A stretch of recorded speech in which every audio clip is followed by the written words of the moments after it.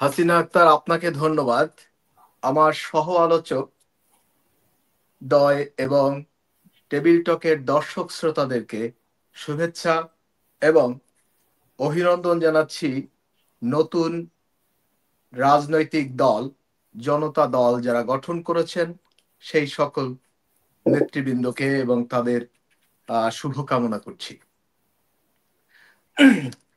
আপনি প্রথমে যে কথাটি বলেছেন যে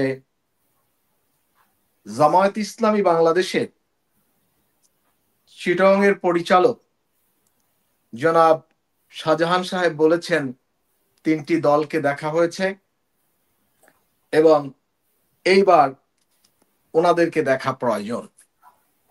আমি জামায়াত ইসলামী বাংলাদেশের এই বক্তব্য যেই নেতা কর্মীরা দেন তাদেরকে বিনয়ের সাথে আমি বলবো যে 3টি দল নয়, বাংলাদেশের মানুষ 4টি দলকেই দেখেছে। সঙ্গত কারোরই আপনি বলতে পারেন কিভাবে বাংলাদেশ নামক রাষ্ট্রটি যখন ভূমিষ্ঠ হওয়ার প্রক্রিয়ায় ছিল, ঠিক তখন বাংলাদেশের মানুষ এই রাষ্ট্রটি প্রতিষ্ঠিত হওয়াকালীন সময় জামায়াত ইসলামী বাংলাদেশকেও দেখেছে। সো আমি বলবো যে তারা যে কথাটি বলে সেই কথাটি আসলে ঠিক নয়। মানে তাদের শাসন ব্যবস্থা দেখেনি, এটা হয়তো মিন না করতে না, শাসন ব্যবস্থা দেখার জন্য হুম একটা গ্রহণযোগ্যতা দরকার। একক শাসন ব্যবস্থা যদি আপনি দেখতে চান, আপনি কাকে বিশ্বাস করবেন? এদেশের মানুষ তো চায় যিনি প্রধানমন্ত্রী হবেন, যিনি রাষ্ট্রপতি হবেন, অন্ততপক্ষে তিনি বা সেই দলটি বিশ্বস্ত এদেশের মানুষের কাছে। আপনি এটা তো চায়, একজন মানুষ চায় যে আমার দেশের যিনি সরকার প্রধান হবেন তিনি এই দেশটির একজন বিশ্বস্ত নাগরিক হবেন। হুম সেই বিশ্বস্ততার জায়গা থেকে আমার মনে হয় বাংলাদেশের মানুষের, যেমন 24-এ শেখ হাসিনাকে আমরা বলি ফ্যাসিস্ট খুনি শেখ হাসিনা, ঠিক তদ্রুপ আমাদের মুক্তিযুদ্ধে যারা খুন করেছে, যারা জ্বালিয়েছে, পুড়িয়েছে, যারা পাকিস্তানিদেরকে আমাদের বাড়িগুলো দেখিয়ে দিয়েছে, তাদের বিষয়গুলো আলোচনায় আসবে। এখন তারা তো বলবে যে আমরা ওই সময় ছিলাম না, মানে ওই সময় যাদের হ্যাঁ, জন্ম এই হয়নি। কথাটি আপনি ভালো বলছেন। যারা ছিল না তাদের বিরুদ্ধে অবশ্যই কোনো অপরাধের অভিযোগ আনা যাবে না, কিন্তু যদি কেউ প্রিন্সিপালকে ধারণ করে, যদি কেউ এখনো বলে যে স্বাধীনতা যুদ্ধটি সঠিক ছিল না, যদি কেউ বলে সেই সময় তারা তাদের একটি গণতান্ত্রিক অধিকারের মতামত দিয়েছে, যে তারা ঐক্যবদ্ধ পাকিস্তান চেয়েছে, এবং সেটাকে যদি ধারণ করে, তারা যদি সেই যে স্বাধীনতাকালীন সময়ের সেই ভূমিকাটাকে যদি তারা ধারণ করে, তাহলে বাংলাদেশের মানুষ অবশ্যই তাদের রাজনৈতিক আকাঙ্ক্ষাকে মধ্যে প্রশ্ন খুঁজে পাবে।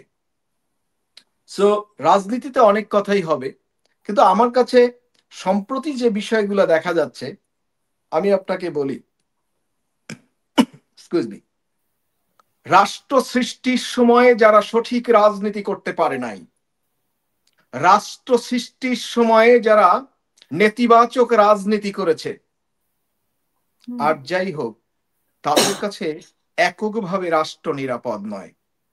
নাম্বার 1। নাম্বার 2, আপনি দেখেন, তাহলে বিএনপি কেন তাদেরকে একসময় নিরাপদ মনে করেছিল?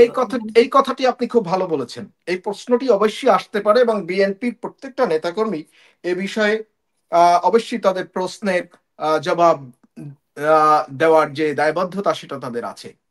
আমি আপনাকে বলি, বিএনপির সময় বিএনপিকে সহযোগিতা তারা করেছে, কিন্তু রাষ্ট্র চালিয়েছে প্রধানমন্ত্রী কে ছিল, রাষ্ট্রের রাষ্ট্রপতি কে ছিল, ঠিক না? আমরা এখনো বলি যে না, এখন যে এই দেশে এখন যে এই বিএনপি দেশে তারা, তাদেরকে রাজাকার বলে বা বিভিন্ন যুদ্ধ না না না, অপরাধী আমি বিভিন্ন আপনাকে বলি, ধরনের প্রশ্ন তোলে। বিএনপি যদি তাদেরকে রাজাকার বলে সেই জিনিসটি তাদেরও অ্যাকসেপ্ট করা উচিত। কেন অ্যাকসেপ্ট করা উচিত? সত্য কথা যদি বলে কেউ, কিন্তু ওই তার সময় কি কোনো বলতেন, সমালোচনা হয় মানে না। যখন আপনাদের সাথে জোটে ছিল তখন কি বিএনপি বলতো না না না তাদেরকে? না, তখনও তারা, আমি আপনাকে বলি, তখনও স্বাধীনতার ইতিহাস তো অবশ্যই মুছে যায় নাই। তখনও তাদের যে সেই সাবেক কার্যক্রম, সেটা থেকে তো তারা মানে কি বলে, পিউরিফাইড হওয়ার সুযোগ ছিল না। বাট রাজনীতিতে, রাষ্ট্র পরিচালনার জন্য তৎকালীন সময় তারা বিএনপিকে সহযোগিতা করেছে। কিন্তু গভর্নমেন্ট, মূল যে গভর্নমেন্ট, সেটা কিন্তু বিএনপি চালিয়েছে। এখন আমি আপনাকে বলি, এখানে সবাই রাজনীতি করতে পারবে, সবাই রাজনীতি, এই দেশ আমাদের সকলের দেশ, রাজনীতি করবে না? অবশ্যই করবে। তাহলে মানে কিন্তু যুদ্ধ, মানে আমরা যদি বলি যে তারা অপরাধী কিন্তু আমরা তাদেরকে সাহায্য নিব তাদের থেকে, না না না, আমি আপনাকে তারা বলি, বিতর্কিত একটা, তা। আমি আপনাকে বলি যে বাংলাদেশে বিএনপি গত সরকার গঠন করেছে, সে সময় তাদের দু একজন মন্ত্রী ছিল, দুইজন মন্ত্রী ছিল, কিন্তু তার মানে কিন্তু পুরো দেশ তাদের কাছে, তাদের দ্বারা নিয়ন্ত্রিত বা পরিচালিত হয়নি। সো এখন যদি এই কথাগুলো জামায়াত ইসলামীর মানুষজন বলে, তখন স্বাভাবিকভাবে এর বিপরীতে এই কথাগুলো কিন্তু আসবে। আর এই যে যেটা তারা যে সরকারে ছিল, সেটাকে অবশ্যই একদম মানে সেটাকেও যে আমি আপনাকে বলি যে অন্ধভাবে বলতে হবে যে না ওটাও একদম রাইট ছিল, সেটাও তো আসলে বলার সুযোগটা নাই। এটাও তো বলতে হবে যে হ্যাঁ, ওইটা এখন, আগে যদি কোনো ভুল ত্রুটি হয়, সেই ভুল ত্রুটি পুনরায় আবার ব্যাপকভাবে করতে হবে, বিষয়টি তো তাও নয়। ঠিক না? মানুষ তো তার ভুল থেকে শিক্ষা নেয়। কিন্তু কথা হলো যে যদি কেউ অপরাধ করে, সেই অপরাধ থেকে মানুষের বলা উচিত যে আমরা অপরাধ করেছি, আমরা মাপ চাই, এটা আমাদের অন্যায় হয়েছে। বিষয়গুলো তো অনেকটা, রাজনীতি তো জামায়াত ইসলাম বলেন সৎ লোকের শাসন চাই, আল্লাহর আইন চাই। তো প্রথমত নিজেদের জায়গাটা সততার সহিত ঠিক করতে হবে, নিজেদের জায়গাটা। এখানে কোনো ছল চাতুরির যেমন আশ্রয় নেওয়াটা ঠিক হবে না। এবং তার পাশাপাশি একজন মানুষ যখন এই স্লোগান নিয়ে আসবে, একটা জিনিস শোনেন, আমরা বলি কি, আমরা জিয়াউর রহমানের কথা বলি, অন্যান্য দল তাদের নেতাদের কথা বলে, তাদের কর্মসূচির কথা বলে, ওনরা কিন্তু ডিরেক্টলি আল কোরআনের বিষয়গুলো রেফারেন্স দেন, ওনরা ইসলামিক চিন্তা চেতনার কথাগুলো বলেন। কিন্তু ওনাদের এই বিষয়গুলোর সাথে রাজনৈতিক যে বিভিন্ন প্রেক্ষাপটে ওনাদের ভূমিকাগুলো, সেগুলো অনেক ক্ষেত্রে আমার মনে হয় যায় না। যেমন সম্প্রতি আপনি দেখেছেন যে হেফাজত ইসলামের তারাও বলেছেন যে এখানে অনেক আদবের অনেক কিছুর বিষয় আছে।